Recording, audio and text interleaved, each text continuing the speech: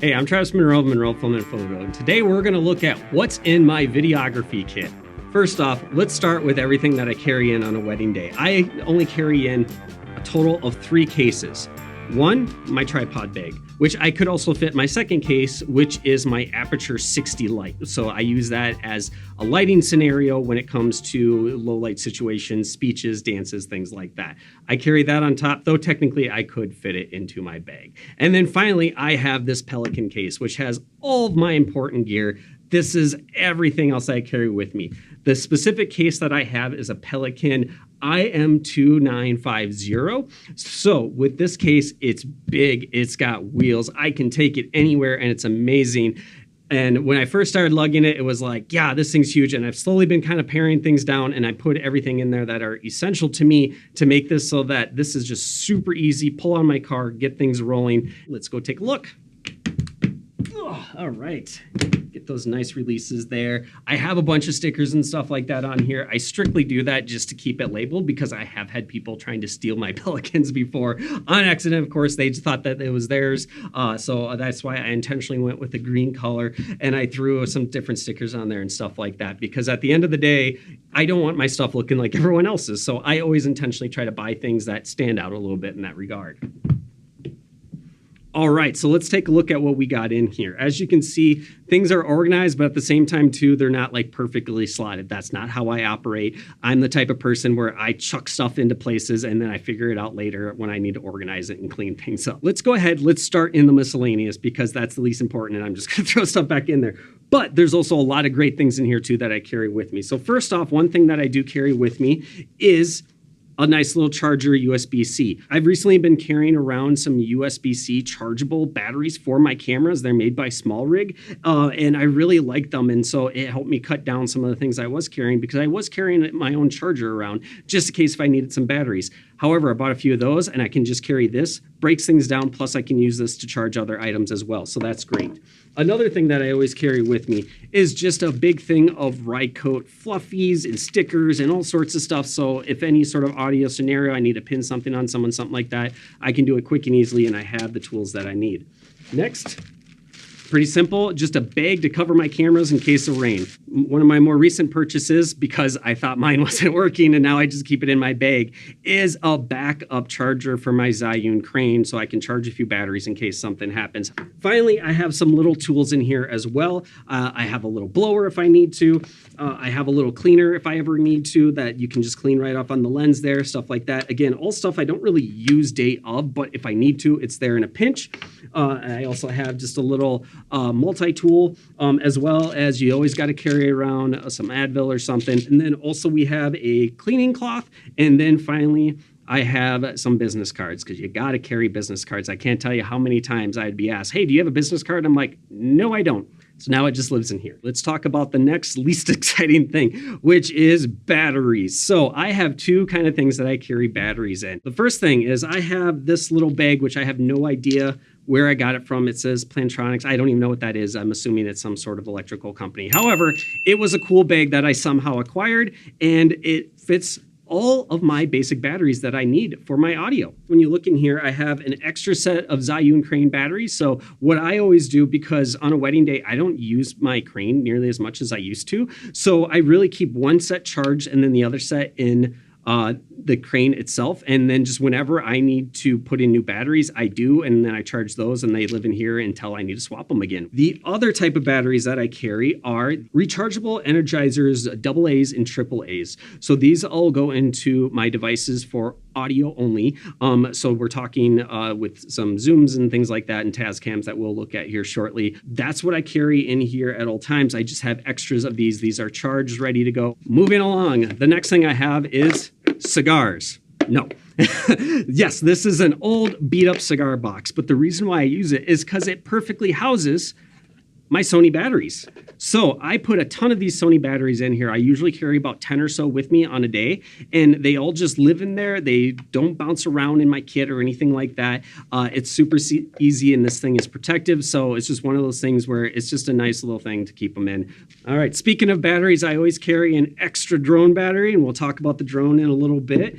Then finally, we're kind of done with the batteries, but we're still digging through in that pocket. So I have my Tascams in there. Now, I currently use just the old standard Tascam, the Tascam 10 DRLs.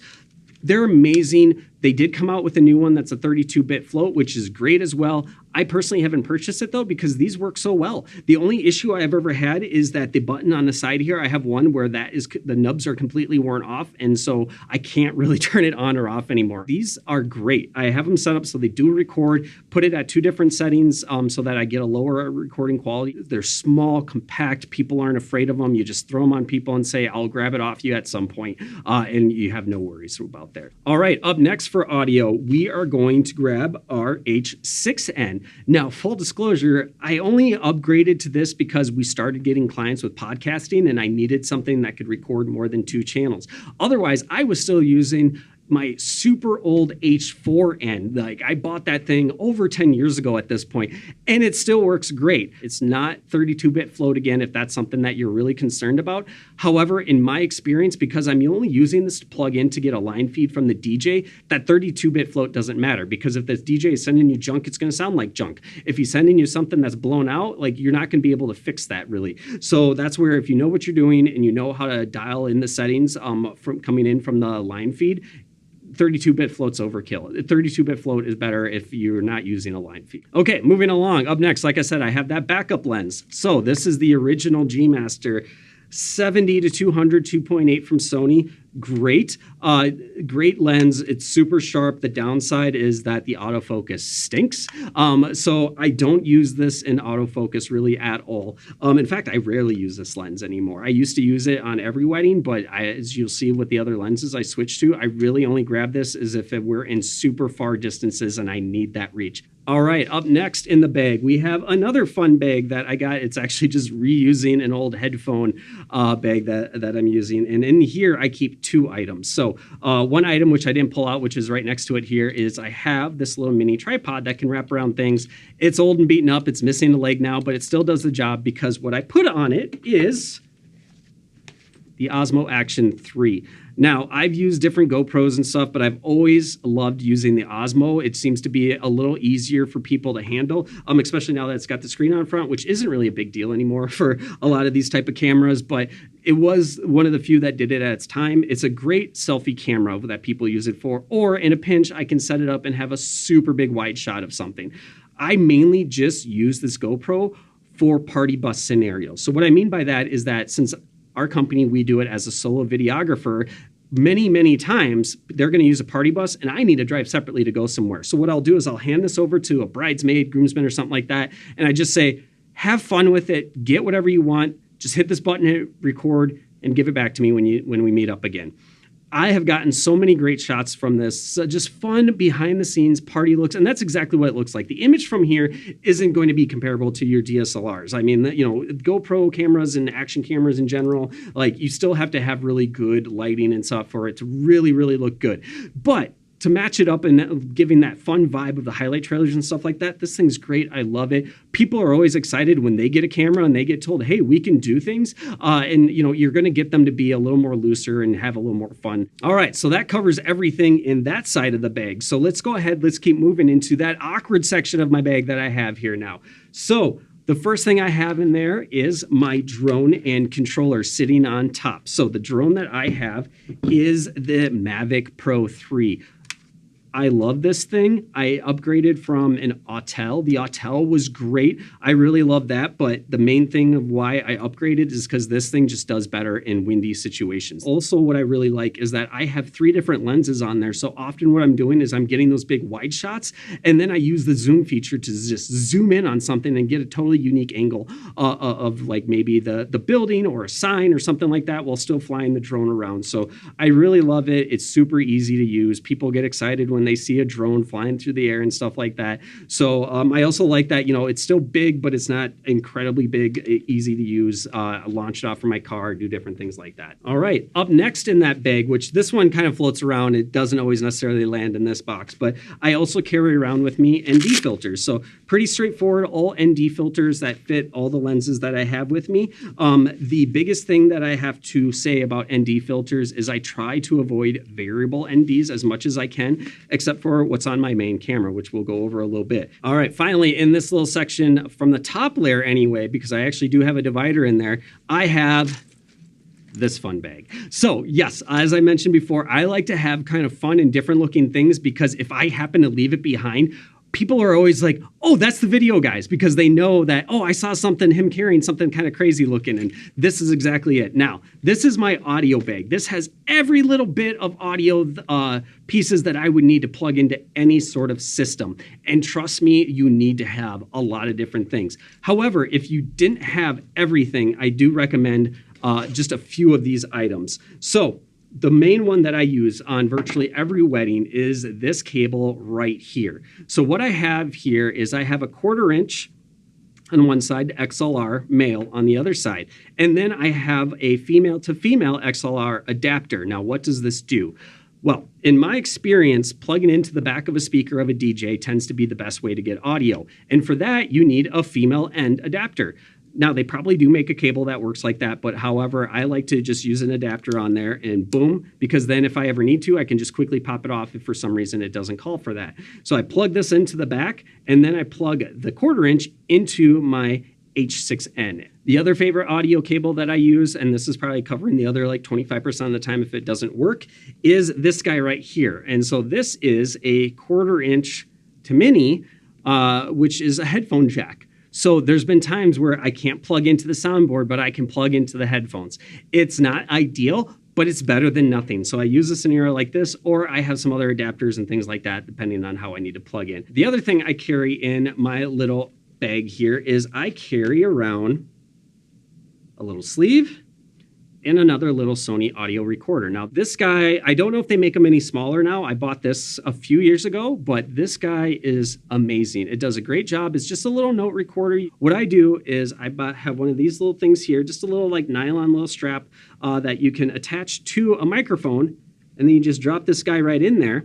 Now your guests can still be holding a microphone. It's going to look clean, and it's not taking up a big gaudy amount of space. So I've had scenarios where I can't get a line feed. This is the only way to do it. It just happened to me. So we have them talking to a microphone using this and have this on the microphone. I've also recorded scenarios where they didn't use a microphone. So I said, well, then you have to talk into this. So there's so many scenarios where this comes in clutch. I put it everywhere, even at like churches. I'll put it up on a podium or something where I think people are going to be coming up and talking. And you're just getting that extra source. It's so portable. It's so useful. And best of all, I can just hit record on this, and this thing will record literally all day. Okay, now let's take a look at what's underneath, and which I've already kind of talked about a little bit. I just lift this little guy up, and here you go. I have my crane. Now, this is the 2S model, the Zhiyun Crane 2S. Bought this a few years ago. It came out actually, I think, at the exact same time that I got my A7S III. So it has been with me for 3-4 years now. It's a great gimbal. It is a little heavy and bulky, which is partially why I've kind of gotten away from using it, but I do use it a ton. It still holds the weight very well. I'm starting to see a little bit of wear and tear on it in terms of the gears, but nothing that's like super significant.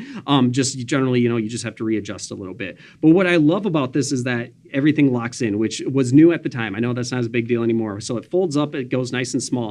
And then what you'll notice, I actually have a tripod plate at the bottom of this. I do carry with me the handle, as well as it has its own little stand that it comes with. However, I really only use this now as the ceremony camera and grand march and dances is when I'll have my camera on this. And for those scenarios, I keep it on a tripod. So it sits on my tripod. I have everything flipped out. And then when I'm ready to grab it, it's just boom, grab it, go. All right, now that we got everything else taken care of in the bag, it's time to move on to the camera side of things. So up first, what I have laying on top of 2 of my cameras anyway, are these little Rode Mic Go's. So they're different models that they have, but they're both essentially the same thing.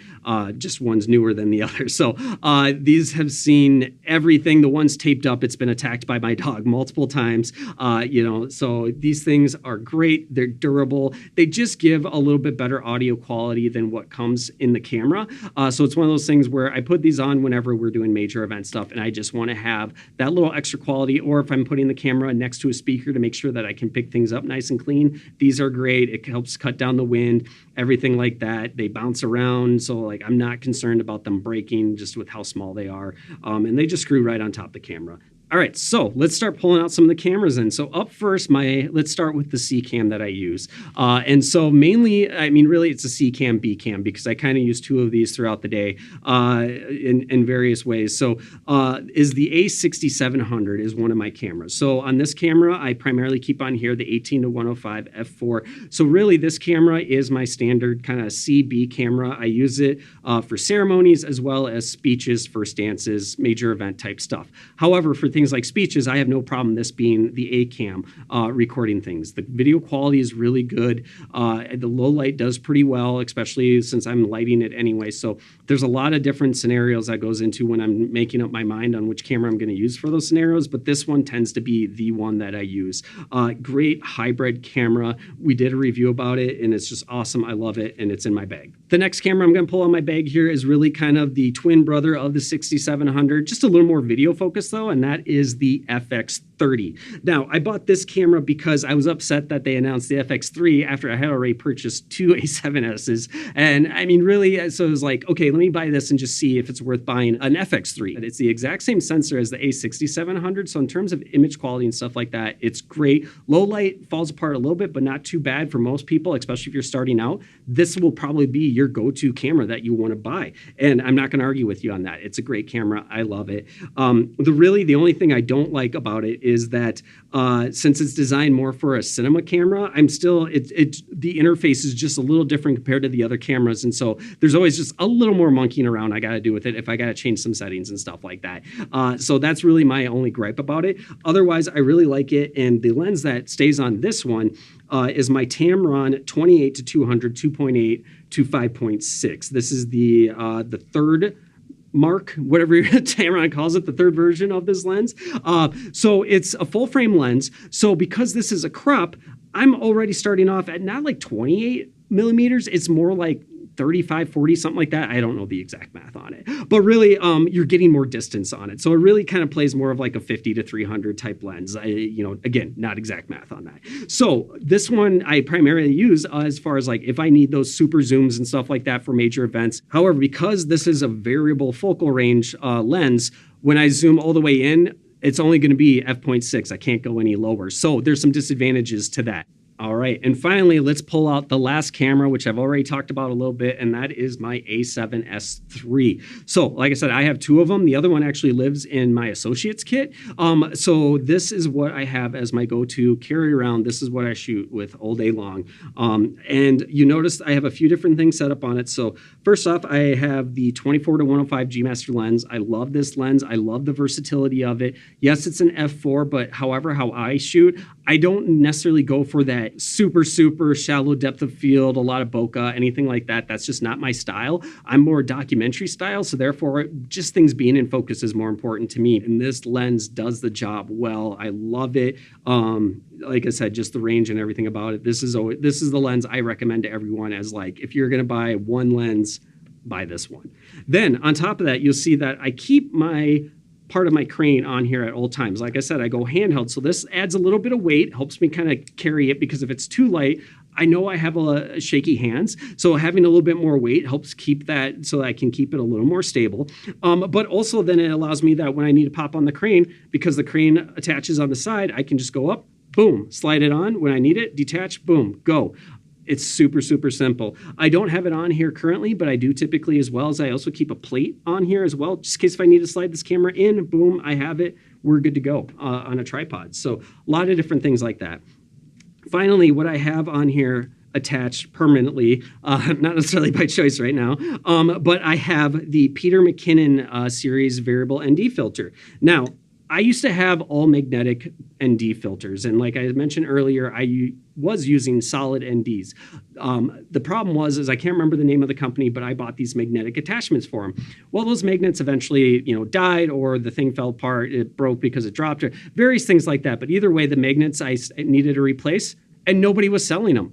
Now you can find them again. However, that's a more recent thing, so that I had to make some adjustments, and I did. So when Peter McKinnon announced that he had this variable ND, I was like, oh, that's really cool. And that could be something that stays on my lens for the most part, because it is still magnetic, so that if I need to pop it off, I just push, swish, boom, pops off. I don't have the ND. I toss that in my bag. I put it in my back pocket, and now I can keep rolling. And then as soon as I need to go outside, put an ND back on, boom, it attaches pretty quickly. Not as fast as my magnet ones because it does lock in. That's the main difference, is that you got to twist this one to lock it in. Now, I said for better or worse that it's permanently locked on here. Well, that's because I made a mistake. I did something with all my other magnetic ND filters, which is I always left the adapters on, and I didn't have a problem taking them off.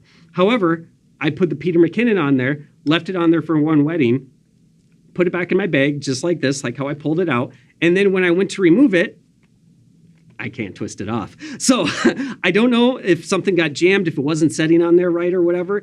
I've tried twisting it how many times. I can't get it to come off, and I don't want to break the lens. So until I can figure something out, or I need to get it, force it off to remove, it just stays on there permanently, which I'm okay with. The other downside by having it like this, though, is that this lens with the variable ND, it's on a track here, and it can get knocked off at times. So I'll go to use it and it'll be like, oh, like the arrows that you're looking at, they're not pointing at 2, 3, 4, anything like that. They're like way over here in the black, and then you just gotta kind of rotate it extra hard. But I still level this with the ND, with how I shoot with my running and gun style. It works out. It does what I need to do. I don't have to worry about my ISO as much because I can just adjust that, and we are good to go. I also shoot primarily 4K 60 on this camera, so that's why too that I moved to the other cameras, because I don't want to fidget around with camera settings or anything like that. I try to keep things just as efficient. The less thinking I have to do on a wedding day, the better, so then I can focus more on being creative versus trying to solve and come up with solutions for problems that really shouldn't be a problem. All right, there you have it, guys. That's what I have in my wedding kit for 2024. What are your thoughts on the kit? What am I missing? What do you disagree with as far as like what I carry on me on a wedding day? Let me know in your thoughts and comments below, and thanks for tuning in.